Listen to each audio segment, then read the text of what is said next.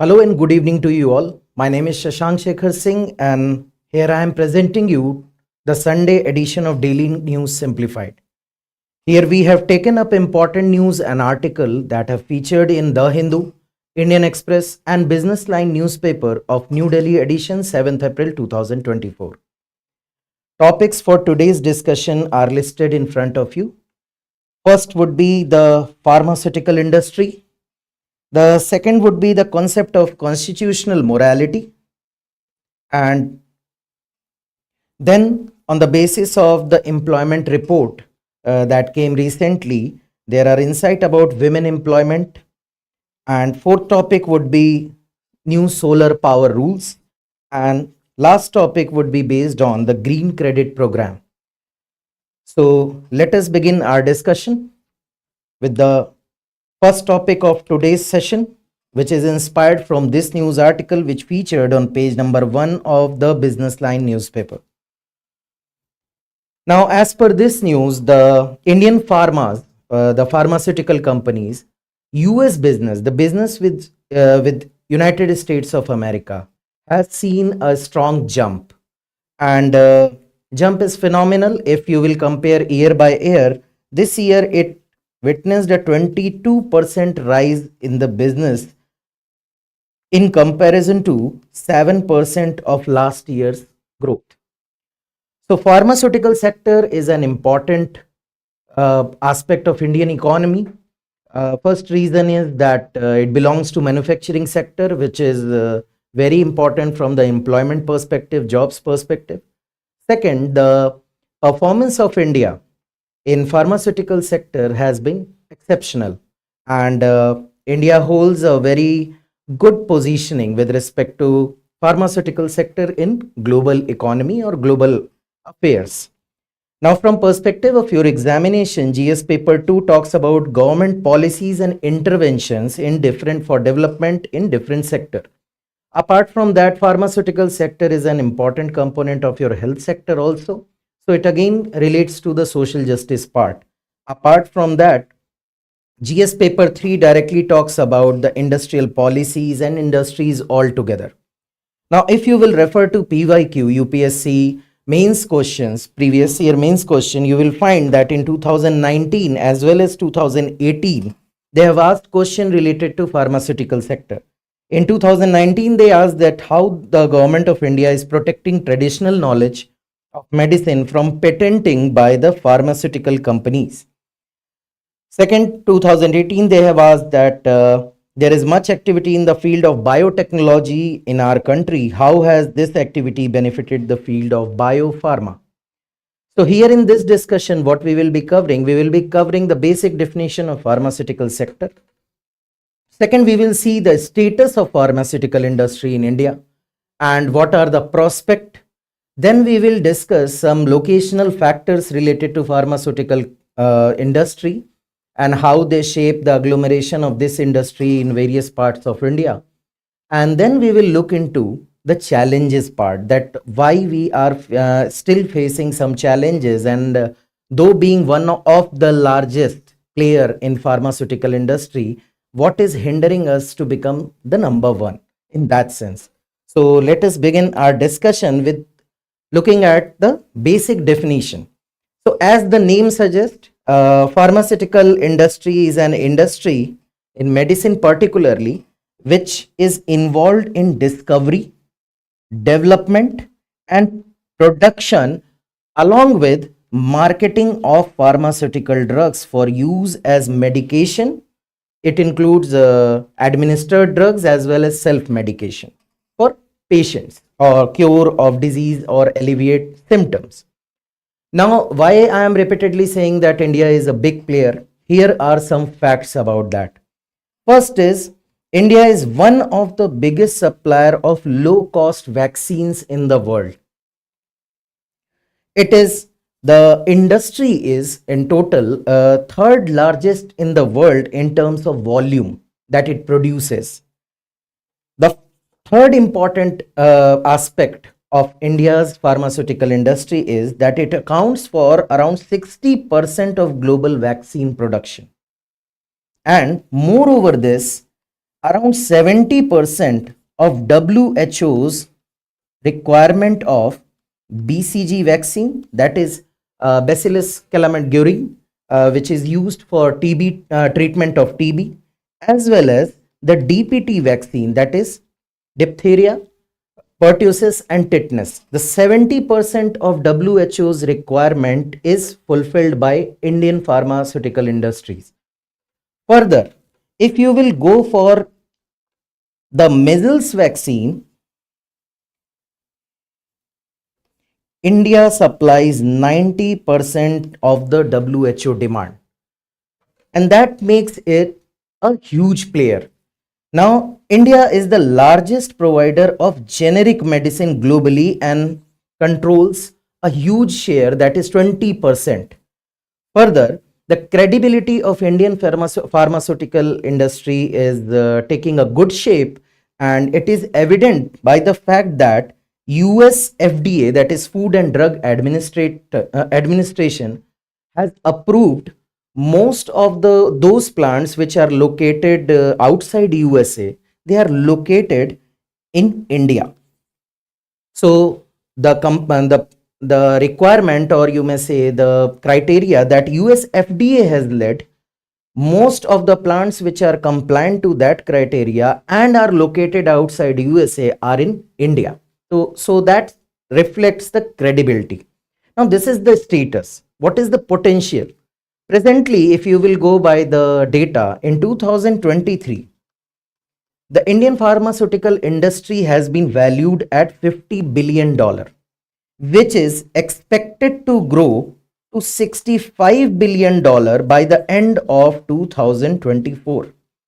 And if you will consider the year 2030, it is going to become a $130 billion industry. So this is the prospect. So it is not just the monetary value which we are looking at. As we told, it belongs to a manufacturing sector. Definitely it is going to create jobs also. So apart from monetary value, it is going to address the conundrum of jobs in India. So having seen the what, status and prospect, let us discuss the locational factor. And here you will find, if you will look into this map, you will find the cluster is on the western coast or western India. Apart from some other cluster, I would not say, some centers like Baddi in Himachal and Vishakhapatnam, Chennai. So the majority of industry is located on the western coast. Now you know that this industry is a footloose industry. It is not dependent on raw material. It is more about its vicinity to the market, which is more important from the perspective of pharmaceutical industry. So first factor is market.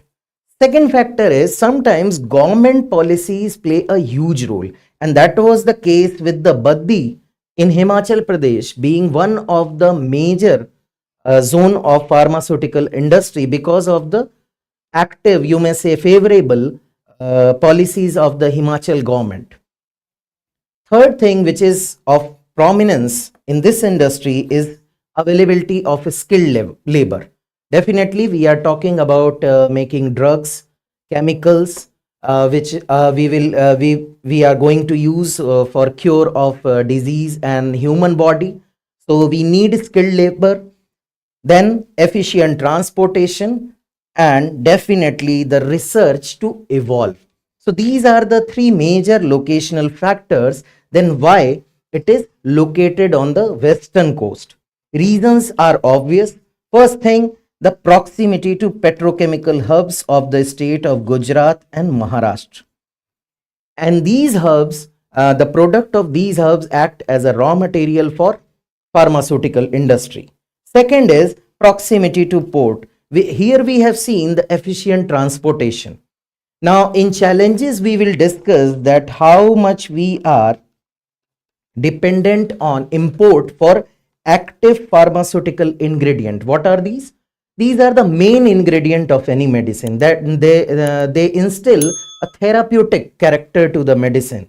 So the whatever the intended use of those medicine are imparted to medicine by this active pharmaceutical ingredient. And unfortunately, we are still pretty much dependent on China, which is the leading global supplier of API. And according to government website, it is not about the development and research. It is more about the economy. So whatever we are producing is costly than what we can import from China. Okay, so for import purpose plus for export purpose, we need coastal location. So here trend continues in the eastern coast also, where you will see centers like Vishakhapatnam, Chennai, etc. Again, uh, manifestation of importance of coastal location. Then the geographical location of India. Now I have told that India is the largest supplier to provider to WHO programs for this DPT vaccine or BCG vaccine or measles vaccine. The largest recipient of such program is African continent. Now Western India is pretty much close, the geographical location wise, African continent, and it is easy to transport the product to Africa from western coast.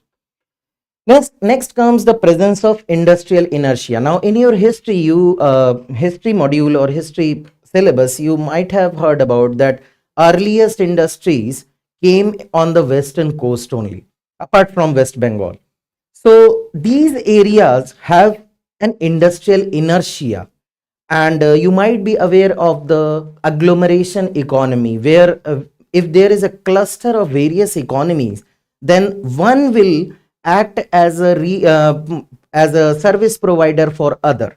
So it's kind of give and take relationship gets developed between various industries, and you can see the benefits in term of the availability of labor, availability of capital, availability of entrepreneurship, and ease of doing business. And because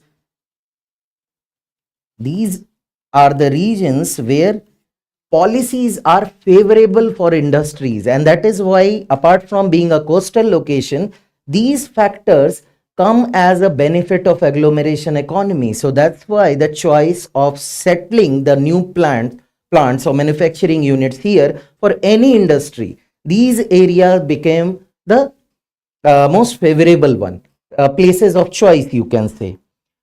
Now, if these areas are garnering the most important, are acting as a most important industrial hubs, definitely they are going to impact life of people living in these areas. So definitely high per capita income, which will reflect in a better market demand in these areas. And you can see the data that consumption of drugs is much higher in these areas if you will compare to other part of the country. It may be due to the capability factor of having less income, and sometime it is due to non availability of drugs altogether. So high per capita income gives these company a ready market also. So these are the factor why these industries are located in the western India, and these were the locational factors. Fine. So having discussed this, let us look into the challenges that why we are lagging behind China still. So first, I told you the dependence on imports for active pharmaceutical ingredients, that is API. Now, despite being, I'm just repeating what I have said, despite being one of the largest manufacturer, we are still dependent on China for API. And if you will go to the government website, you will find that they are saying it is more because of an economic reason. It is not because of the manufacturing aspect. It is more related to economic reason. We have, if you can understand this through one aspect, that while discussing education sector, we have time and again highlighted that we invest very low in R&D. So when you are investing very low in R&D and suddenly you are going to find solution in a particular sector, it is going to be costly because you are setting up a new thing from scratch.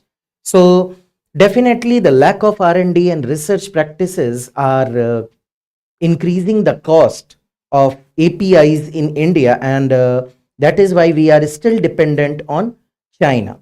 The second reason is the controversial patent regime. Now, understand this, that most of the foreign countries, the investors, the foreign manufacturer who are interested in India, allege that the patent regime is being exploited or violated frequently by Indian companies. And that is why it is putting a dent into the profitability of these foreign investor or countries.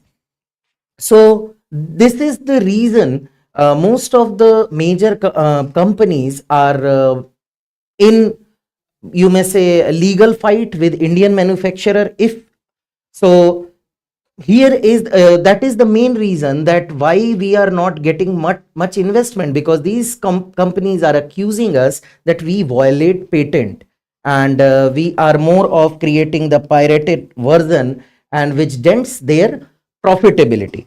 Now, just there are two terms you might have heard about: evergreening. Just to understand how patent regime becomes controversial. Now, evergreening is that let's say a company made a product, a company X made a product A. Now, company will claim that we have put money in the research and development of this product, so we need a patent, we need a secure period, so that we can have that monopoly of selling this drug in market, so that we can cover the cost that we have incurred in development of this drug.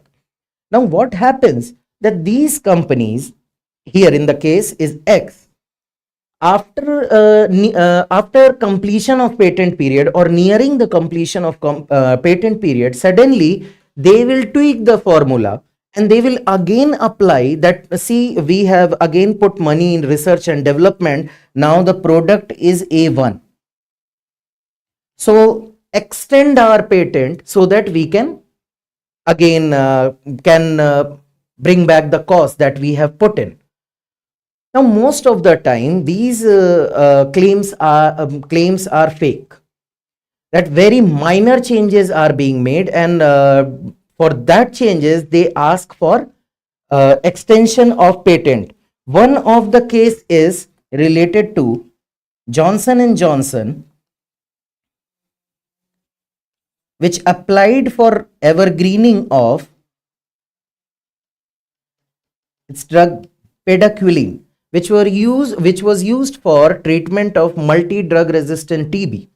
Now, this was rejected by Indian Patent Office, that you have not brought any substantial change and you want evergreening, because of another reason, that end of patent and manufacturing of this bedaquiline by local manufacturer would have brought down the cost by 80%, thus making it accessible for people.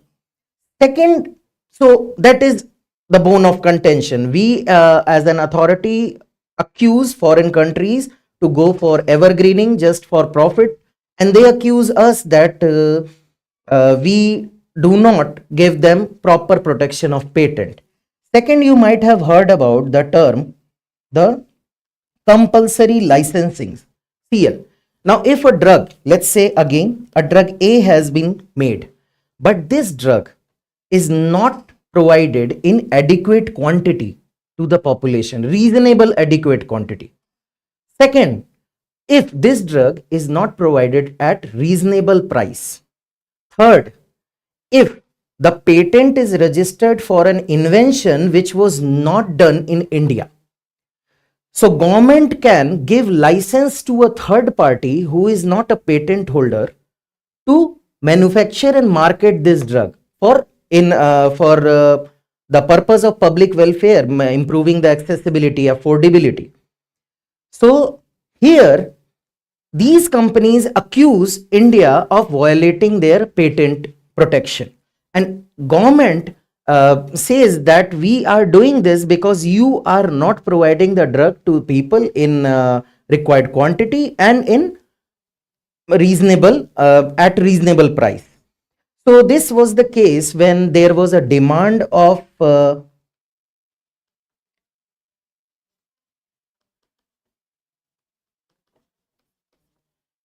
providing a compulsory licensing for remdesivir during COVID-19.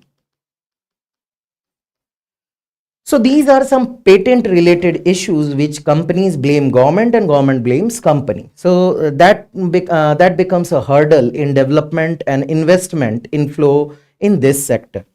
Now, as I have told you that there are some genuine issues of where patent has been violated, as was the case with a Swiss company Roche versus the Cipla.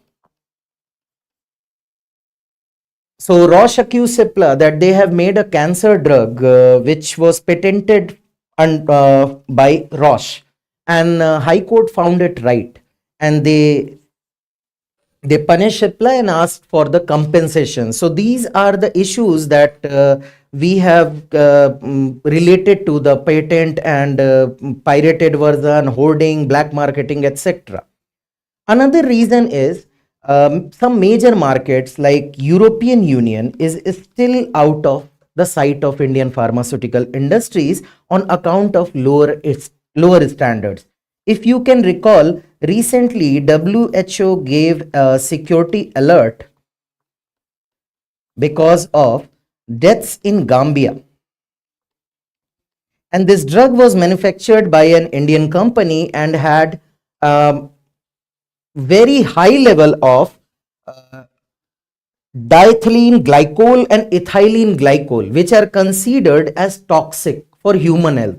And around 66 people died after consumption of. Then the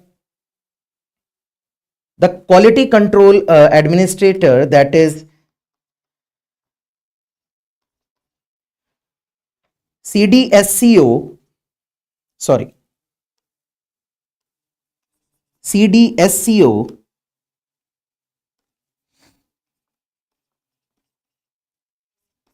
started an inquiry after in Uzbekistan around 18 deaths were reported due to consumption of a cough syrup which was again manufactured by Indian manufacturer. So these kind of taints or these kind of accusation put us in bad light, and the markets like European Union will are reluctant to accept our manufactured product to enter into their market. So a big chunk of market is still elusive for Indian pharmaceutical industry. Then the last point, as is related to any sector, is lack of R&D in sectors like biotechnology and nanotechnology, and due to which we are again way behind the other countries in terms of innovation and invention. We are more of contractors who are making medicines and related drugs based on contract. We are not developing many new kind of drugs or chemicals when we compare to the developed economies. So these are the challenges. Now Government of India has came up with several initiatives like PLI and promotion of bulk drug park, the strengthening of pharmaceutical industry scheme, medical devices park, and PPDS. Details of these initiatives have been provided in the PDF. You will be given the access in description box. Go and look for the details related to these schemes. Now these schemes are mainly focusing on improving the R&D and lowering the dependence on import for active pharmaceutical ingredient. So these are steps in right direction. Much more has to be done that will be followed by the government, but these schemes are positive initiatives in a right direction. So that brings us to the second topic of discussion today, which is inspired from this news article which appeared on page number 11 of the Indian Express newspaper. The heading reads as constitutional morality is at stake. Now, this article is authored by Mr. P. Chidambaram, who is ex-finance minister, former finance minister of Government of India. And he raises the issue related to the arrest and detention of Delhi Chief Minister, Mr. Arvind Kejriwal. So he says that these are the tactics being implied by central government to destabilize the elected government. Now, while discussing this, he discusses the legal, political ramification of these steps. And he says that these are steps which should not be done, because this is just a method to destabilize the government, like registering FIR, asking for summons to question answer session, and all these are stunts. He alleges this. But the major question that he asks is that what are the questions or outcomes related to constitutional morality. And he says that these steps are against the ethos of constitutional morality. So in this discussion, what we will see that what is the concept of constitutional morality, what Supreme Court has to say about this, what are the benefits or significance of this doctrine, and what are the challenges associated with it. But before that, just to have connection with your syllabus, your GS paper 2 syllabus mentions the evolution, features, and significant provisions and basic structure. So feature part covers various doctrine of enshrined in our constitution or being derived by the higher judiciary. Second, if you will look at the mains question of 2021, there was a direct question based on the concept of constitutional morality. So before moving any further, let us understand the term morality itself. What is morality? So in your ethics, you might have read about the term morality. In crude terms, these are the principles through which you decide upon what is good or what is bad, what is right or what is wrong. So it can be individual's morality, or it can be a collective morality of a society. It can be anything. Now, these are the principles derived through ages, through experiences, you can say through biases, prejudices, anything. So these are the principles derived by individual or public based on several filters. Now, our constitution also has some principles, some basic principles, which we can term as the morality of the constitution, the basic ethos of the constitution. Now, if you can recall the preamble, we talk about justice, we talk about liberty, we talk about equality. Further, in our constitution, we talk about rule of law.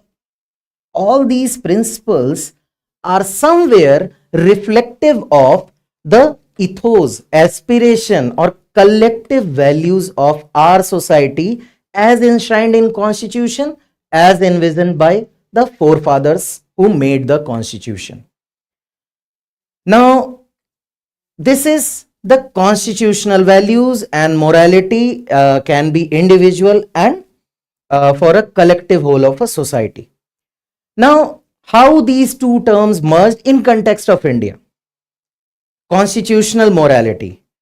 Now, you know that Dr. Bhim Rao Ambedkar, the founding pillar of the Constituent Assembly, in his speech, he used this term, constitutional morality. And what did he say? He said that though we have gone through several provisions of several constitution of the world, we have brought in the best practices in the world, we have tweaked them as per our need. But these provisions will not work if we will lack the constitutional morality. Let's understand this with one example. Now, our fundamental right says there would be no discrimination based on several factors: caste, creed, sex, everything. Now, this is constitutional morality to bring the equality, to remove the discrimination.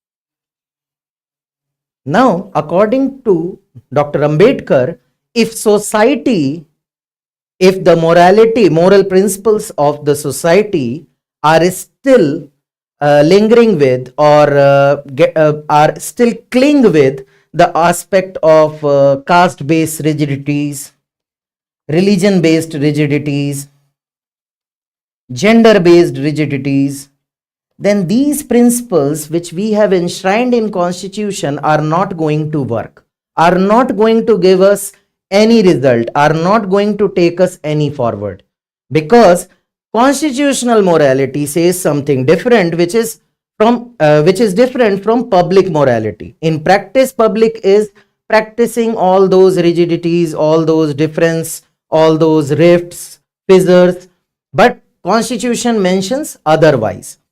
So in crude terms, it is adherence to the core principle of the constitution.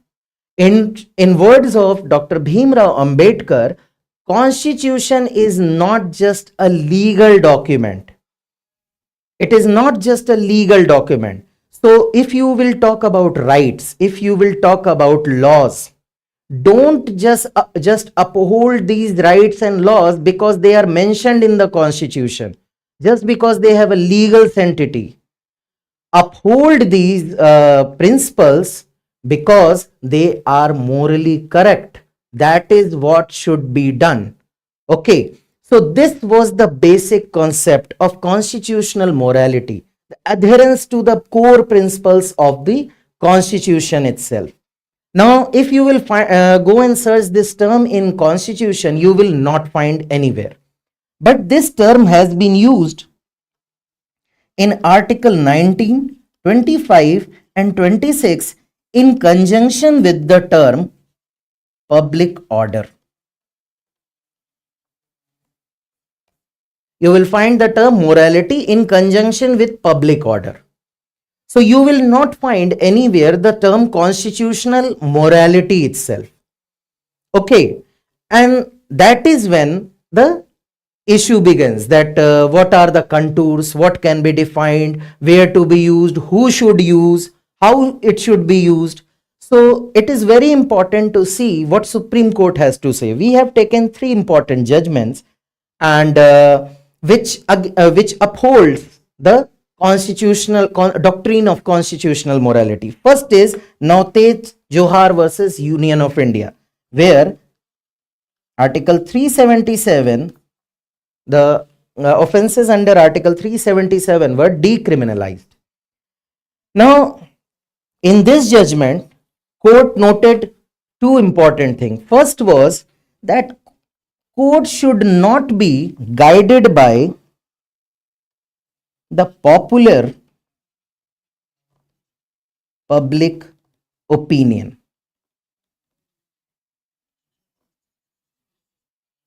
Here read it as the popular public principle of morality. What public is thinking should not be the guiding light of court. Court should be guided by the concept of constitutional morality, what constitution says. So court says the second important thing, that you have every scope to practice the public morality.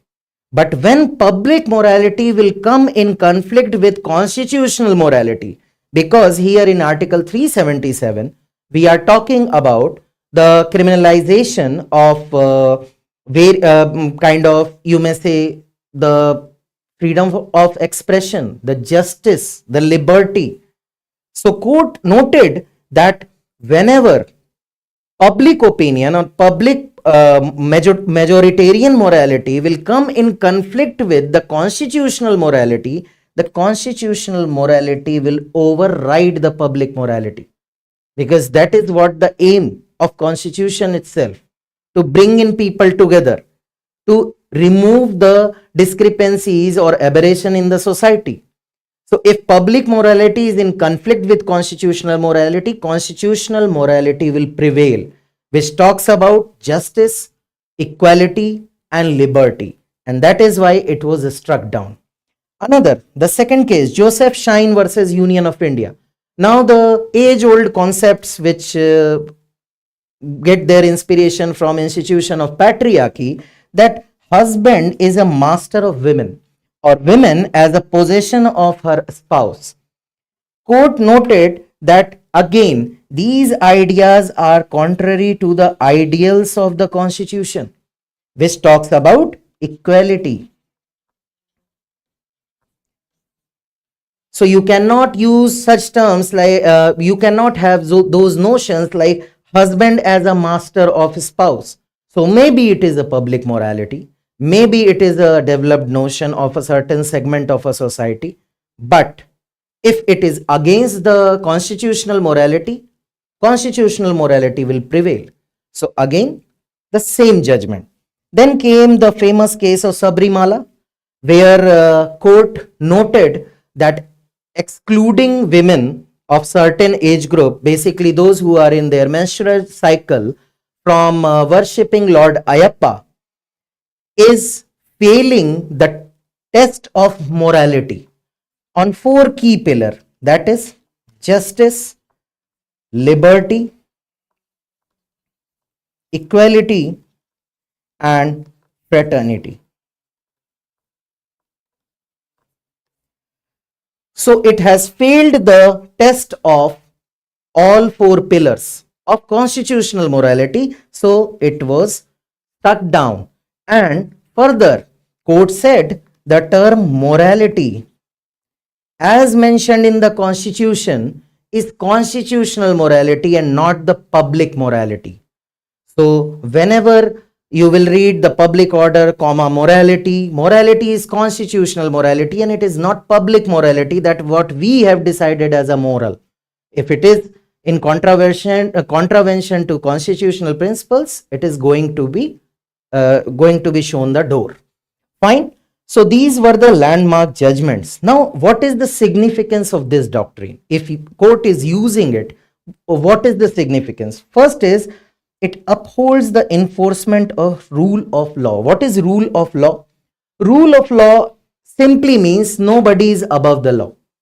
So there will be equality. Any institution, any individual in country will be subjected to same set of law.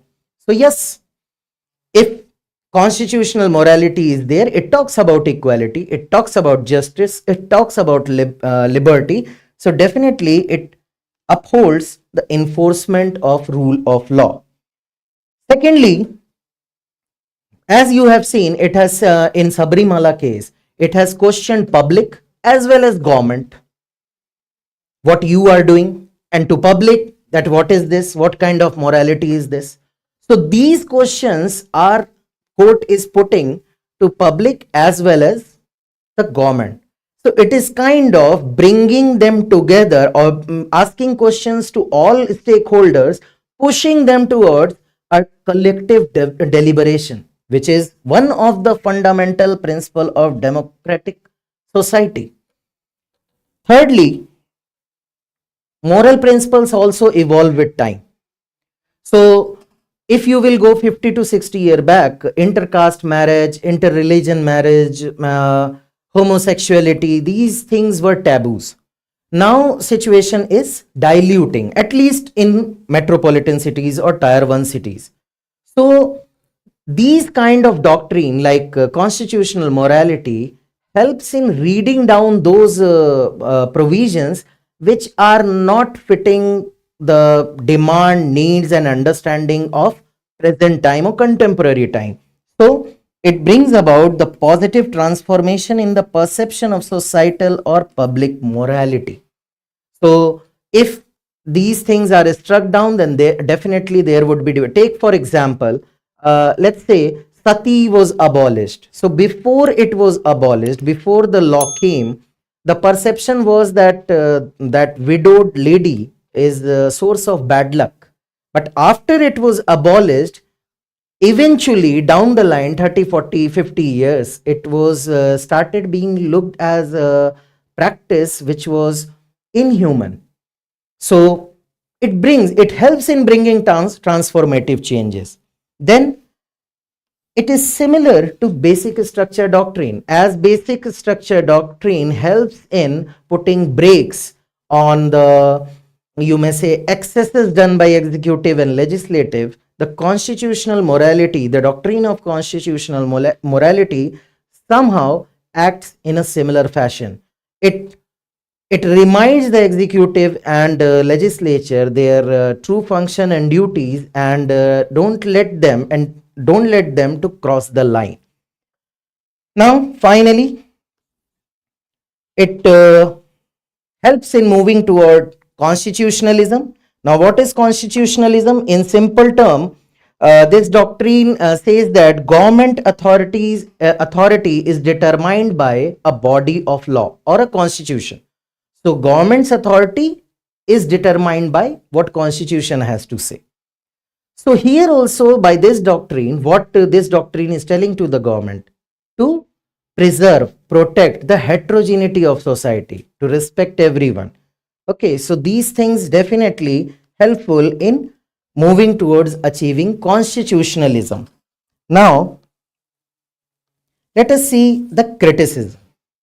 Now, as we have seen, there is no definition provided in the constitution. So definitely it is up to the judge, individual judge, to decide upon what would be the interpretation and where he is going to use that interpretation. So it will become a top-down approach. Okay. Second, like the basic structure doctrine, there are allegations that judiciary is going into activism and then overreach. Definitely it is opening the door for judiciary to impose its supremacy and activism. That is what being alleged. Then when an unelected body like Supreme Court or High Court is putting forth the idea of constitutional morality and is striking down the provisions and actions taken by the executive and the legislature, definitely the public trust in the executive and legislature will erode eventually, because everyone will be of the opinion that ultimately it would be the higher judiciary which would decide upon the fate of these changes or the new initiatives. So in long run, it may create a distrust. Next is the allegation of separation of power. Against the separation of power, if you will read Article 19, 25 and 26, it is executive and legislature who are being directed to take action for reasonable restriction. But here in this case, judiciary is doing the job.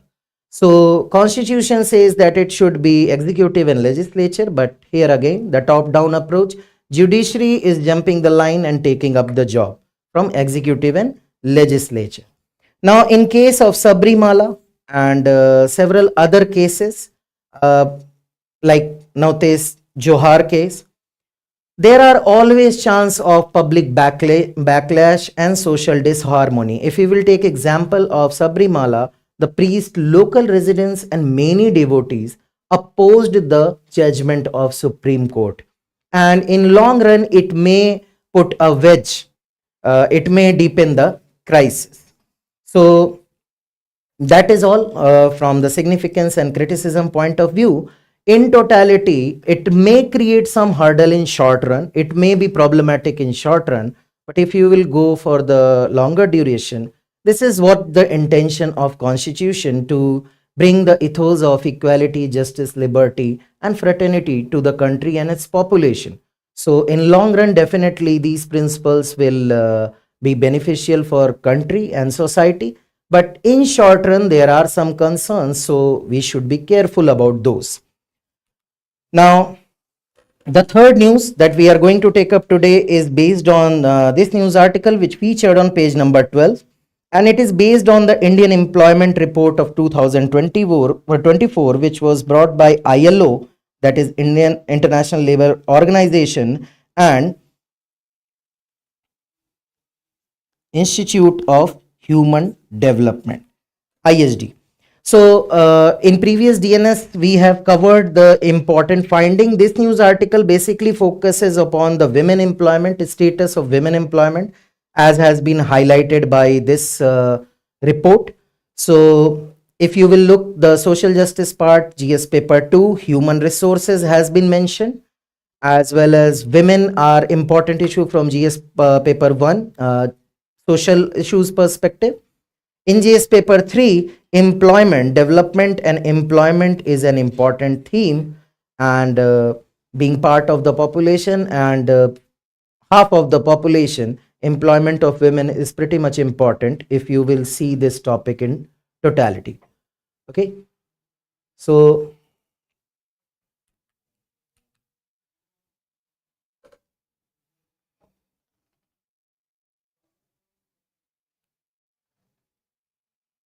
just a moment.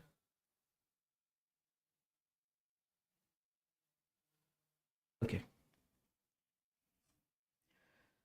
So, the first thing that this article highlights is the low women labor force participation rate as compared to the male counterparts.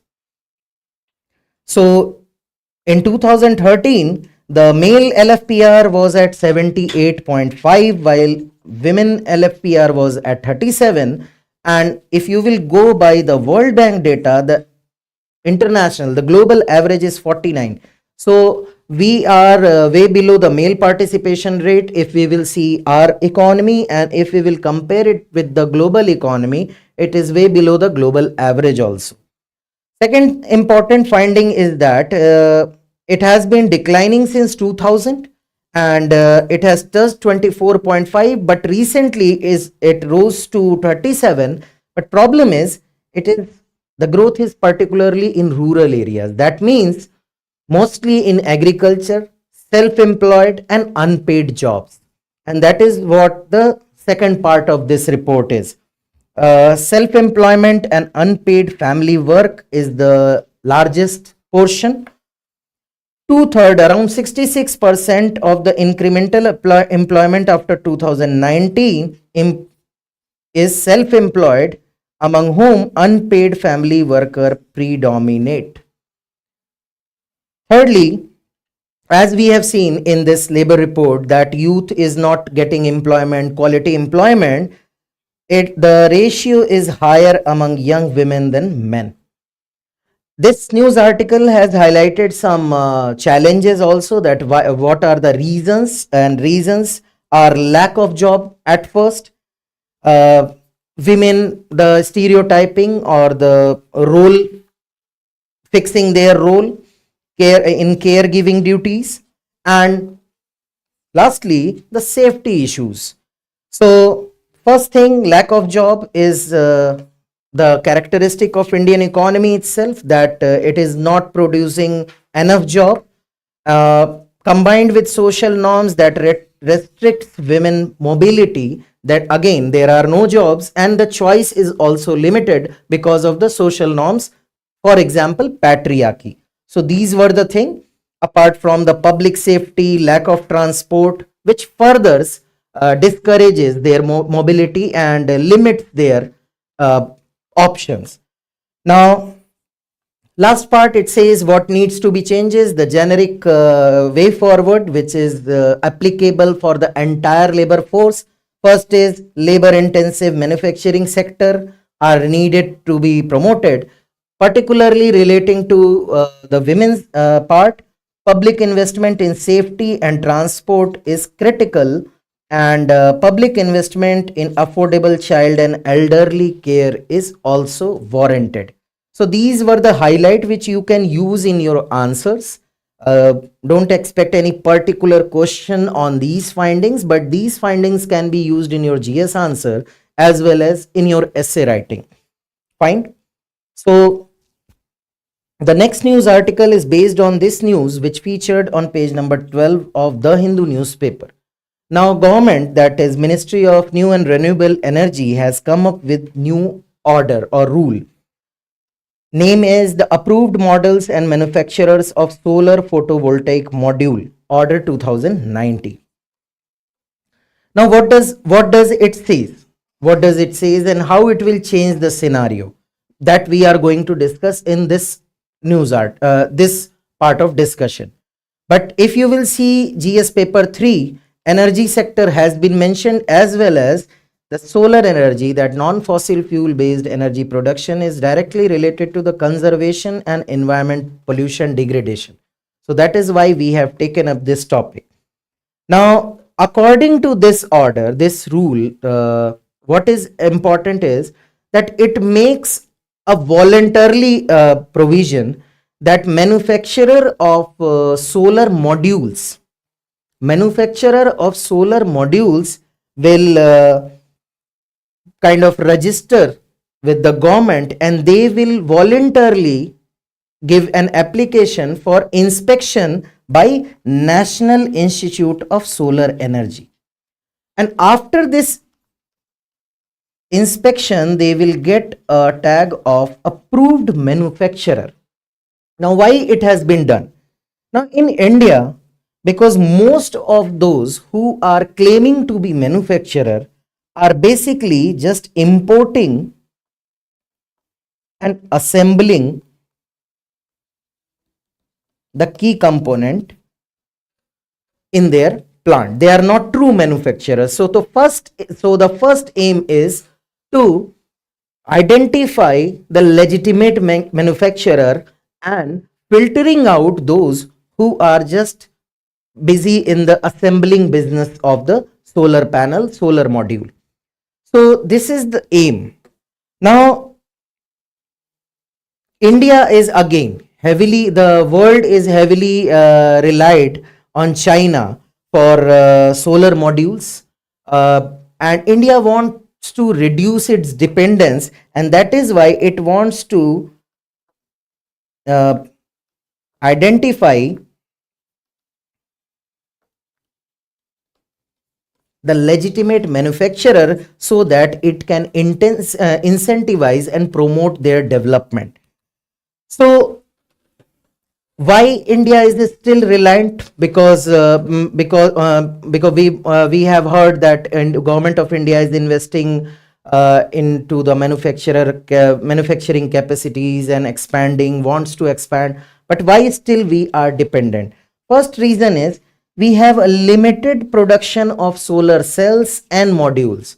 Now, just to remind you, when you will solar cell is the basic unit. When you will club several cell, it will become a module. Then when you will club various module, it will become a panel, and when you will club various panel, it will become an array. So India lacks the production capacity of solar cell, basically because of absence of raw material like ingot and wafers, and that is why we are dependent on China. Why we have suddenly realized that we need to shorten the import? Reason is very clear. The recent episodes of diplomatic tension, which can be very detrimental for import export scenario from China if things will go like this, upswing and downswings. So India wants to establish its own industry without facing the challenges related to global supply chain.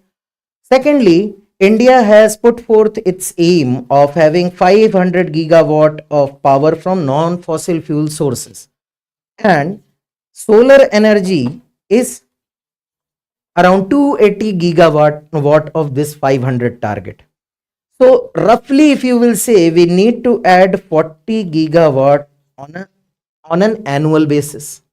But since last 5 years, India has only managed to add 13 gigawatt at an average.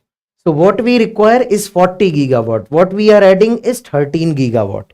So in order to achieve this aim, we need to increase our own production and manufacturing. We cannot remain dependent on China. Further, apart from segregating the legitimate manufacturer and reducing the import dependence, what are the benefit? First of all, if you will get the tag of approved manufacturer, you will be eligible for government tenders under flagship solar energy program like Surya Ghar Muft Bijli Yojana, PM Kusum, etc. Secondly, you will be eligible for the incentive schemes like PLI scheme, which is targeted to boost the domestic manufacturing of solar panels. Now, lastly, this article gives a glimpse about the present status of solar uh, manufacturing industry, and it says that recently India saw increase in exports because US had put some ban and regulations on China. But problem is that US is considering to rethink and realign those sanctions, economic sanctions and regulation.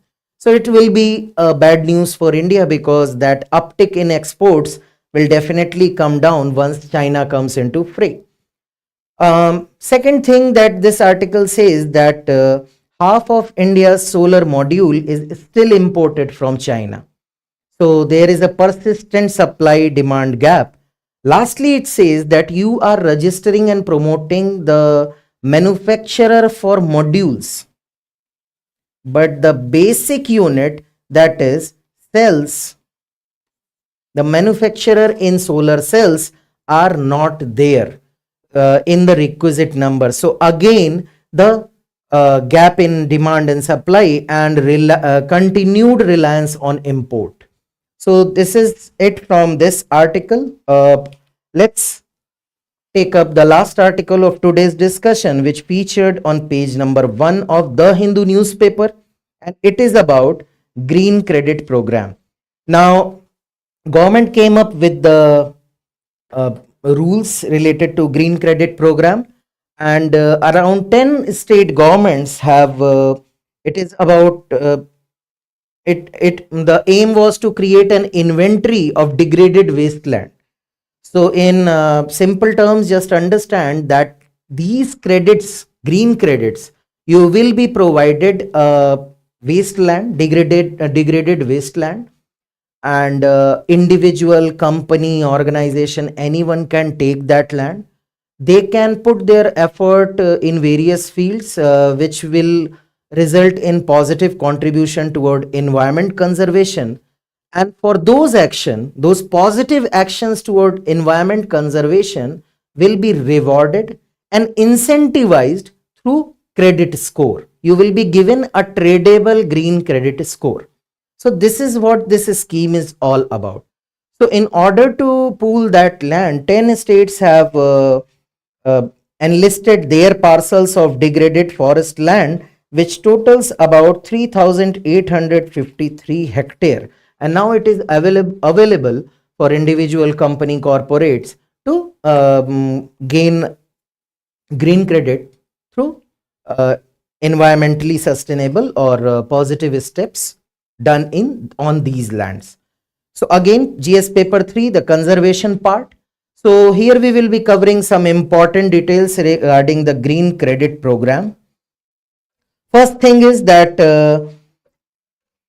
this has been issued by Ministry of Environment, Forest and Climate Change under Environment Protection Act of 1986. And it is key component of Mission Life, that is lifestyle for environment. So here, as I told you, what will happen? It will be a unit of an incentive provided for a specified activity delivering a positive impact on the environment. Okay, so any organization or individual can generate a marketable green credit. You can use it as a marketable entity in the open market, and you can participate in various activities like 8 has been enlisted: tree plantation, that is afforestation, water conservation, sustainable agriculture, waste management, air pollution reduction. You can use any of these activity initiative against which green credit will be awarded. Apart from this, important is mangrove conservation and restoration, which has been accepted as a valid activity. Then eco mark, where manufacturer will get a label of eco mark product, and having after being analyzed by a designated authority, they will be provided green credit. Further, sustainable building and infrastructure can also garner the green credit. If you are making, you are using the practices which are related to environment conservation, you are going to gain the green credit. Now, as I told you, that important thing that credit will be given, the ICFRE, that is Indian Council for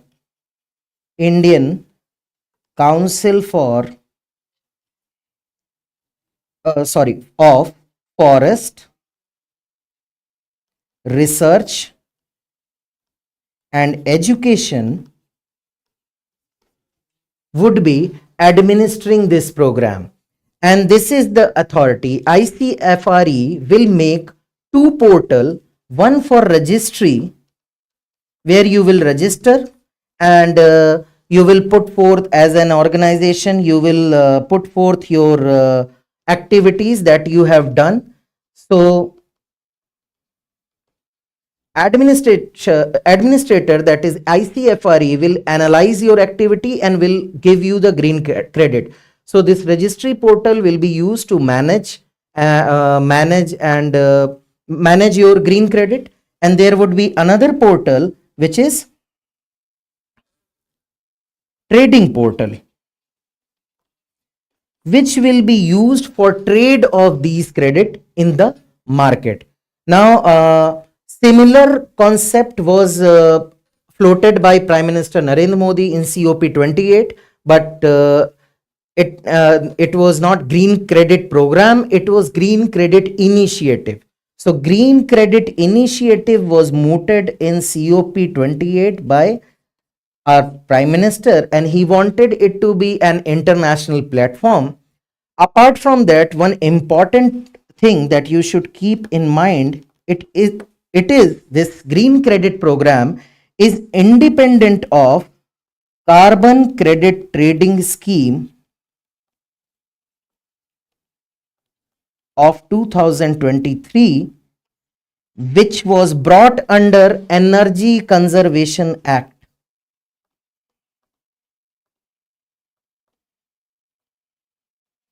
So this was brought under Environmental Protection Act.